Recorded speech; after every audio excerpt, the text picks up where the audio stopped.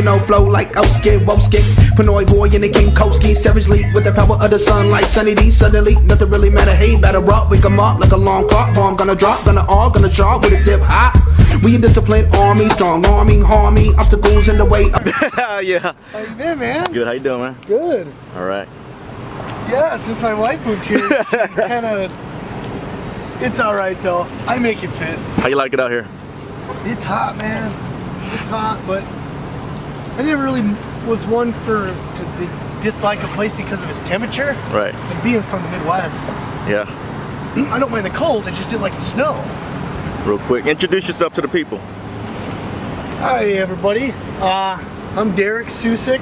My Instagram, the majority of people around the Houston area know me as Dirty Sousek. NPC competitor. I think I've been competing now since about 13 years. The first show was 2003. Done pretty well, done every weight class. My last overall I took was heavyweight, so I've done every weight class, except for the supers, maybe someday. I'm an old bird, 36 years young, married, little boy. I love to compete. Right. It's what I do. It's something that makes me feel whole. I get depressed. I don't have to go to the gym every day. You got anything? You got anything planned for your next competition? You know, I really don't know. You know, I made a nationwide move this last year in 2015, and it didn't go as scripted. I finished out 2015 season at Master Nationals in Pittsburgh with a 4th place finish in the light heavies. Did very, very well in a stacked show. So I was really, really happy with it.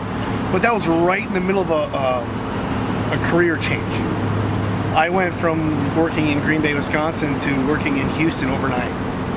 So what we had started out, you know, I drove my family to Pittsburgh. We were there for 5 days, did the show, drove back to Green Bay. I literally stayed the next day, all the next day, and then drove the very next morning down to Houston to start my new career. Yeah. So, you know, it took a year to sell the house, to put our house up for sale, sell it, and get to the point where we're ready for my family to move here. And, you know, competing, I won't say competing, but dieting, depending on who you are, what you're willing to put up with, it can be tough on a relationship. Yeah. You know, and my wife is not a gung-ho fitness guru. She's not a fit mom, fit lifestyle. She just likes, apparently I have an amazing personality. So that's why she married me, apparently. But, you know, I'm getting to the age now where, you know, I got a lot of people say I got a lot of potential. And you know, I've heard that for years and years and years, and maybe I'm just not that dedicated to it, but I'm at the point in my life right now where, yes, I'd love to compete. I'd like to do it 2017. I'm the biggest I've been, not as big as I was about 9 months ago, but I'm teeter-totting around the heaviest I ever am in the off-season, which is anywhere from 215 to about 230. And training is going good. The family's here now, but a lot of things are going to have to come into play. You know, I don't know much about the Texas area. You guys have bodybuilding shows here, what seems to be like every weekend. Right. Which that's cool, because in the Midwest and the other areas of the nation, you literally have a competition season. Yeah. And it's like April till July. Right. And that's it. You got San Antonio, Dallas, Houston. You've got everything at your fingertips here. So, you know, being that 2015 was a rough year for me. Yeah, I placed well with the diet. It took a lot out of me. I had some health issues coming out of it that luckily I managed to rebound from. But, you know, I think if I get back into it, I'm just going to start with a local show. Yeah. Get that fire back. You know, show people what I can bring, you know, essentially show the Texas clans what the Midwest can produce. Right. You got that October show. I don't know if that's probably way too soon or what? The October, well, Sherman and Galveston. When is it now? Is it August? When August, September, October? yeah. Yeah, that would be too soon. Yeah. In the past, This with the Texas Cup, exception- this Texas Cup in December as well. that would be prime. Right. If I stayed in the 2016, it would be prime. History has shown me in my years of competing, I've crash dieted and placed top 2 in 5 weeks of dieting. Yeah. I don't super structure my off-season diet. I make sure my numbers are there, and like a good husband, I eat whatever my wife cooks at night. She just knows that it's red meat or chicken. Right. But yeah, 5 weeks I don't want to do because that takes a lot out of me. Typically, 12 weeks is perfect. I can skate into a diet. I start my contest prep. Usually I'm not outside what I think is about 10-11% body fat. Yeah. So at that rate, it's just trying to salvage as much muscle as I can and just try to lean out. Gotcha. It just depends on how heavy I got to dig into it to get those showstoppers to come out. Your glutes, striations in the quads, stuff like that. Because when you diet, I don't know. I'm on a couple of social media sites, and the conversation is it always gets thrown around, like what quantifies it for you as a bodybuilder? And I see people that are like, well, it's just making myself better. I'm like, well, that's fine. I do that for me too. I want to see how big I can get. Right. If I'm going to compete, I want to see how well I can do. Yeah. So it's only Mother Nature to if you're going to start a foot race, you're going to run your fastest, or the fastest you can. And I've gotten a couple qualms with people that I respect in the industry about, why do you think that placing means so much in a competition? When maybe it doesn't. I guess the point I've always went at it is I want to come home the winner. Yeah. If I don't have what it takes and I place 4th or 5th, I've still got that, yeah. I still look the best I've ever looked, but I would be disappointed. I was disappointed at Pittsburgh. My prep coach, Matt Porter, I came off. So that's your coach, Matt Porter? Yeah. Okay. Yep.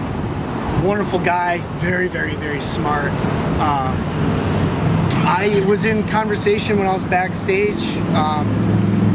His wife, I had met his wife too, and I talked to his wife a couple nights because I was really rough in the end there. And I came out and I did my thing, and I remember coming off stage feeling really disappointed. I couldn't catch a pump. I looked great, I didn't feel great. I was a little distended. Not super bad though, it wasn't noticeable at the prejudging. But I come off stage and I text her, I'm like, I couldn't have felt, I think I said, I've never felt worse in competition. And she just knew that was me being Derek as far as prep. I get menstrual. I have my fat days, I have my good days, I have my bad days and whatnot. But she told me, she's like, you look great. She's like, you're full, you hit your lines, don't forget your right leg, which if she sees this, she'll know exactly what I'm talking about. So, yeah, I totally forgot where that question was going. What we're doing today? We're gonna do hopefully buys and tries. Okay. We're gonna do, and Matt Porter Proof athletes out there will recognize this. It's high volume, not necessarily heavy weight, but more so high volume. Matt introduced this to me a year ago when we started prep, and what he didn't know at the time was how my body reacts to certain movements and types of training. We all have those muscle groups that respond well to heavyweight, low reps. We have those muscle groups that respond really, really well to high repetition, low weight. For years and years and years, aside from the growth that I was getting in my biceps, I always had nice looking biceps, a very distinguished tricep, a good peak, but I never had that day after burn, like, wow, I had a really good arm day yesterday. And I went years and years and years without having that, not knowing what to do. I tried this, I tried that. A lot of it didn't work, and Matt introduced me what he calls his giant sets. And the thing that I like about them is traditionally how I'm used to doing any one muscle group is you divide that muscle group as a whole up into sections. So in chest, for instance, we would do an exercise that would target our upper pectoral. We would do an exercise that focuses on a contractural squeeze. We would do some flies. We would do some decline bench to hopefully hit some of the lower pec. What Matt introduced me to in his giant sets routine is you're doing that same concept. We're gonna mash the reps up to 15. And instead of doing your classic 3 sets here, then move and do 3 sets here, and then move and do 3 sets here, we're gonna do 1 set, 1 set, 1 set, 1 set, 1 set, 1 set. And all that is what we call, or he calls, 1 rotation. So we'll do something to the nature of, we'll start with some wide grip curls for 15. We'll move right to close grip curls. From there, we'll switch it up. We'll do some reverse curls, and then some preacher curls, and then maybe some hammer dumbbells. That's all that's all 1 set, 1 rotation. And what that does, or what I think it does, or the way my body responds to it is, you don't want to give yourself too much rest in between sets. All you're doing is, at the end of the day, is you're going to end up just warming up the muscle, letting it cool down. You're introducing blood flow, and then you're taking it back out. But with this, is you're always doing a bicep, like today, you're always doing a bicep exercise, but you're hitting all areas of the